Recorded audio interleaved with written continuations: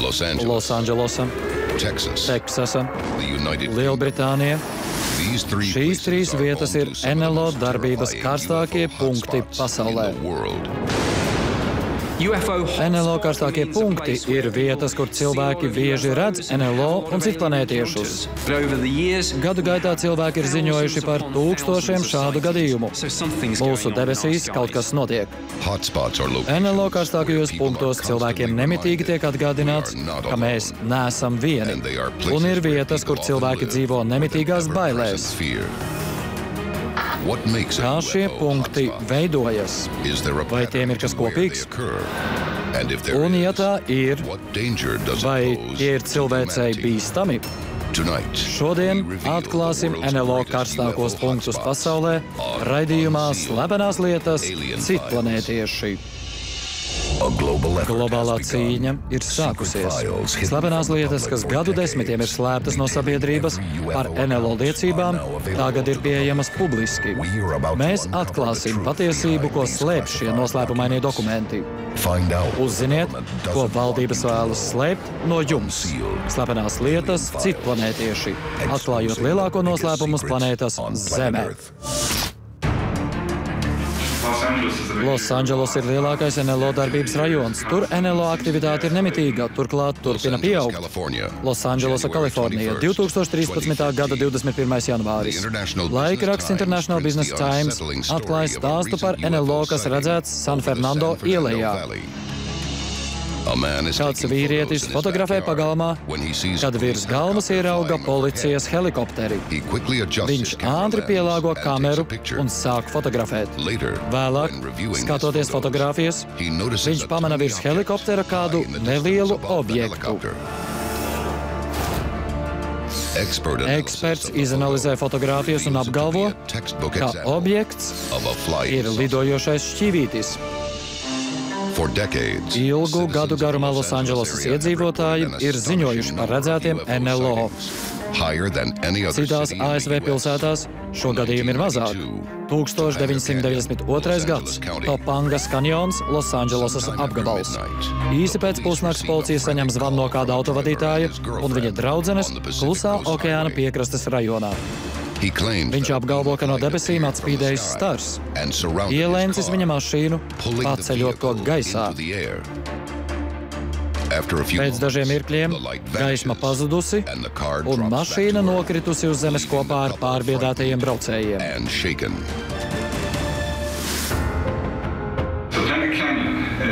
Topangas kanjons ir neliela kopiena, tajā ir liela parka teritorija.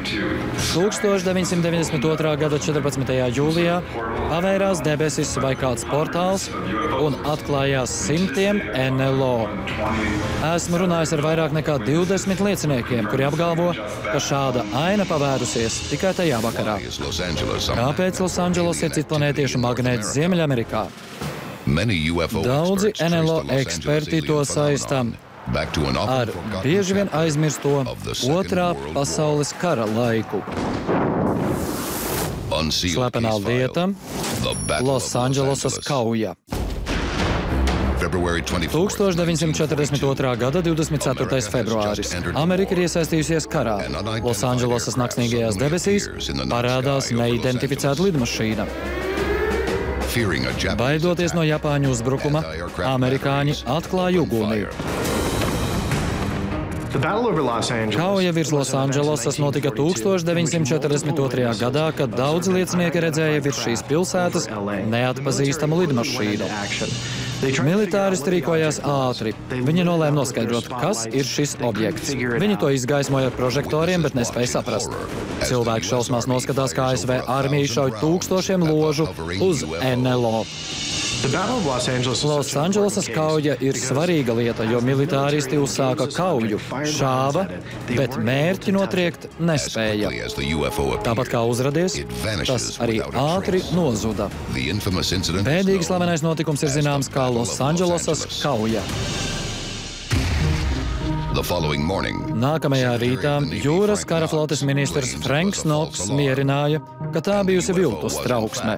Tas bijis gaisa balons. Armija skaidroja, ka tas bijis gaisa balons, ja tik daudz ložu izšauj uz gaisa balonu un nespēj to notriekt, kad ar aizsardzību ir problēmas. Vai iespējams, ka profesionālie Amerikas aizsardzības spēki uzbruka nevainīgam gaisa balonam? Bet, ja tas bija NLO, vai citplanētieši šo agresiju uztvēra kā kara pieteikumu? Turpinājumā, jau gadiem ilgi viens Amerikas štats ir NLO aktivitātes krustpunkts. Noskaidrosim, kurš un kāpēc. Jūs skatāties slepenās lietas citplanētieši, atklājot lielāko noslēpumu uz planētas Zeme. Jūs skatāties slepenās lietas citplanētieši. Losandželosā, Kalifornijā ir dokumentēti neskaitāmi citplanētiešu parādīšanās gadījumi. Taču Amerikā tā nav vienīgā vieta. Visā Teksasas štatā ir redzēti simtiem NLO parādīšanās gadījumi jau 19. gadsimtā. Es tiešām uzskatu, ka tur ir kaut kāda bāze, jo ziņojumi ir ļoti daudz. Tas ir karstākais NLO darbības punkts. Aurora, Teksasa, 1897. gads. Rīta ziņās informēja, ka veidzirnavās ir ietriecies NLO. Vietēji atrod citplanētiešu līķi un apglabā to pēc kristiešu tradīcijām. Auroras kapos. Kāpakmens ir saglabājies līdz pat mūsdienām. Labokam 1951. gads. 3 profesori no Teksasas nofotografē NLO floti. Šis gadījums iegūst nosaukumu Labokas gaismas. Stevenvilla, 2008. gads. Vairāk nekā 30 liecinieki, ieskaitot likumsargus, debesīs pamana milzīgu NLO gaišā dienas laikā. Notikums izraisa mēdīju interesi. Kāpēc šis štats piesaista citplanētiešu uzmanību?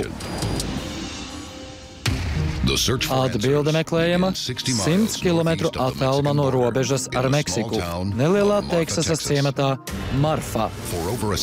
Vairāk nekā gadsimta garumā cilvēki ir ziņojuši par spocīgām un baisām gaismām debesīs. Daudzi uzskata, ka gaismas nāk no citas planētas. Slepenā lieta Marfa, Teksasa. 1957. gads. Coronet magazīna publicē rakstu par Marfas gaismu fenomenu, aprakstot to šādi.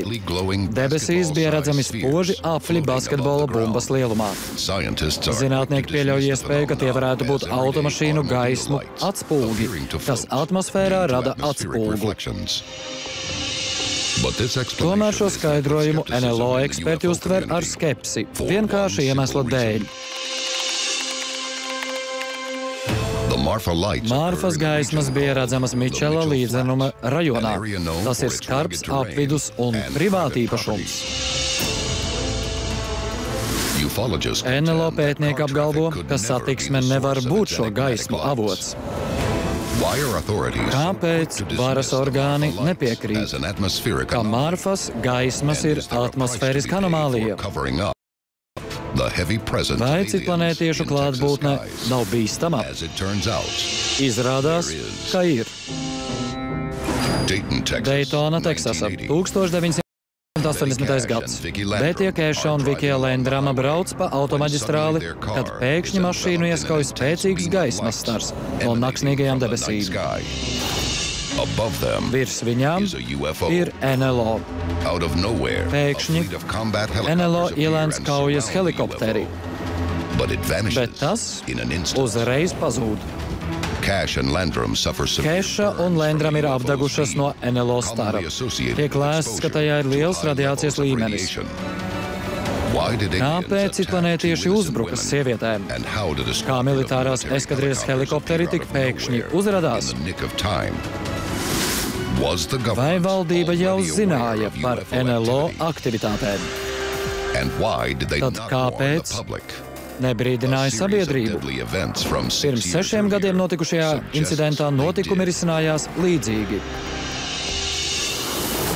Slepenā lieta Corpus Christi objekts. 1974. gada 24. augusts. ASV gaisa aizsardzības radars pamana NLO, kas no Meksikas līča dodas pretī Corpus Christi ar ātrumu 4000 km/h.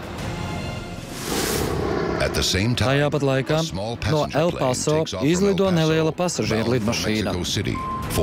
Nezinām iemeslu dēļ NLO pēkšņi maina kursu un saduras ar lidmašīnu virs Kojames, Meksikā. Militāristi uziet lidmašīnas atlūzas, bet NLO nav atrodams. Tuvumā tiek atrasts arī Meksikas armijas džips ar 4 mirušiem meksikāņu karavīriem. Traumu pazīmju nav. Viņi nav šāvuši no saviem ieročiem. Oficiālais nāves cēlonis – nosmakšana. Daytonas un Corpus Christi līdzība ir satraucoša. Netālu no Corpus Christi atrodas jūras spēku gaisa bāze Trofielda. Daytona ir daļa no militārā apgabala, kurā arī ir NASA kosmosa kuģu kontrols centrs. Vai militārās un kosmosa izpētes centri var interesēt NLO? Daytonas incidenta laikā 1980. gadā NASA gatavojās palaist pirmo kosmosa kuģi. Daži eksperti uzskata, ka citplanētieši sūta ziņu, ka tālākā kosmosa izpēte netiks pieļauta. Maurice Chatelains, kurš bija NASA komunikāciju direktors, kļuva slavens NLO aprindās, jo bija pirmais NASA darbinieks, kurš publiski atļāvās runāt par NLO un pateikt, ka NASA zina par NLO klātbūtni.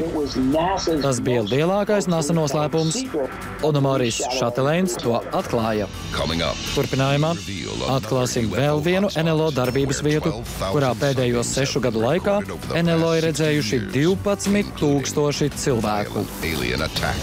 Ir bijuši arī citplanētiešu uzbrukumi. Jūs skatāties slepenās lietas citplanētieši, atklājot lielāko noslēpumu uz planētas Zeme. Jūs skatāties slepenās lietas citplanētieši. Amerikā ir daudz NLO parādīšanās punktu, bet tie ir redzami arī citās valstīs. 2008. gadā Lielbritānijas valdība atslepenoja aculiecinieku ziņojumus par NLO. Informācijas apjoms bija milzīgs. No 1950. gadiem līdz Lielbritānijas valdības NLO projekta pārtraukšanai tika izmeklēti 12,000 NLO gadījumu. Niks Popes ir bijušais Lielbritānijas valdības NLO padomes pārstāvis. Šī nodaļa bija veltīta NLO gadījumu izmeklēšanai. Šie incidenti ir datēti no Otrā pasaules kara laika līdz mūsdienām. Daudzi no gadījumiem ir bijuši pēkšņi un pat bīstami. Civilās aviācijas vadība un aizsardzības ministrija ir piedzīvojusi vairākus gadījumus, kad NLO gandrīz sadūrās ar komerclidmašīnām. Vienā gadījumā pilots paspēja tikai iekliekties. Uzmanieties, kad NLO aiztraucās garām.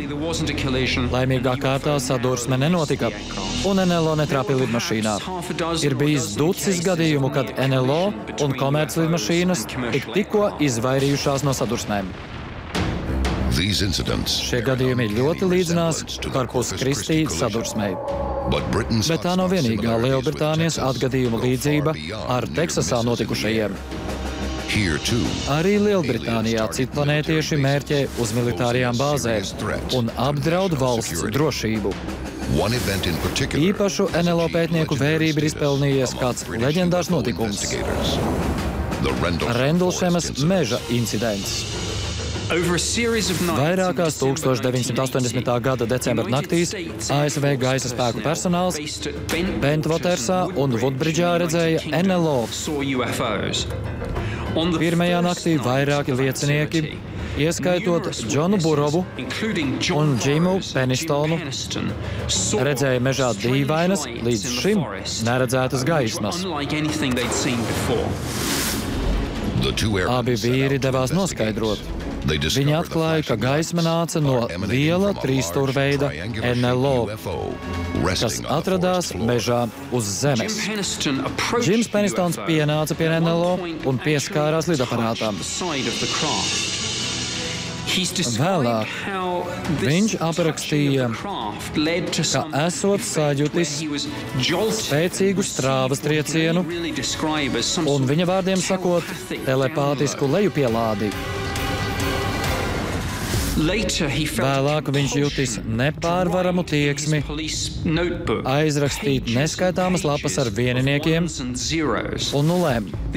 Pastāv teorija, ka vieninieki un nulles ir binārais kods, un daudzi cilvēki uzskata, ka tā bijusi kaut kāda ziņa. Ir daudz pretrunu starp bināro kodu un Rendlšema ziņu. Ir bijis daudz debašu par to, vai tā ir ziņa un kas tajā iešifrēts un ko tas nozīmē. Atšifrējot šo ziņu, varētu izdoties noskaidrot, ko citplanētieši grib no Lielbritānijas un Teksasas. Iespējams, atklājumi vēl sekos. Ne viss, ko esmu redzējis, jau ir nonācis atklātībā. Iespējams, nākotnē būs daudz atklājumu, bet varbūt daudz kas paliks slepenībā. Turpinājumā meklēsim nākamo NLO punktu, kurš var izrādīties pēdējais. Jūs skatāties Slepenās lietas citplanētieši, atklājot lielāko noslēpumu uz planētas Zeme. Jūs skatāties Slepenās lietas citplanētieši. ASV un Lielbritānijā notiek intensīva NLO darbība. Daudzas no šīm vietām ir militāro objektu tuvumā. Bet ko nozīmē šīs citplanētiešu izlūkmisijas? Atbildi var izdoties atrast citā pasaules malā, Ķīnas Tautas Republikā. Hangzhou, 2010. gada 7. jūlijas. Tūkstošiem cilvēku vēro, kā liesmojoši NLO lido pāri naksnīgajai pilsētai. Daudzi uzņem skaidrus attēlus. Varas iestādes uzreiz steidz slēgt lidostu, un situācija iegūst starptautisku interesi. Valdība pieprasa veikt šī gadījuma izmeklēšanu. Tās rezultāti sabiedrībai netiek atklāti. Pēc nedēļas Čongčinas pilsētā atkal tiek manīts NLO. Vietējie iedzīvotāji ir šokā. Izcilais ķīniešu astronoms Wang Sichao pēta NLO parādīšanās gadījumu jau gandrīz 40 gadus. Viņš uzskata, ka NLO aktivitāte Ķīnā turpinās pieaugt. Viņš nesen paziņoja, ka neizslēdz iespēju, ka citplanētieši var būt naidīgi. Ja viņi ir draudzīgi, mēs varam veicināt savu civilizāciju, sadarbojoties ar tiem.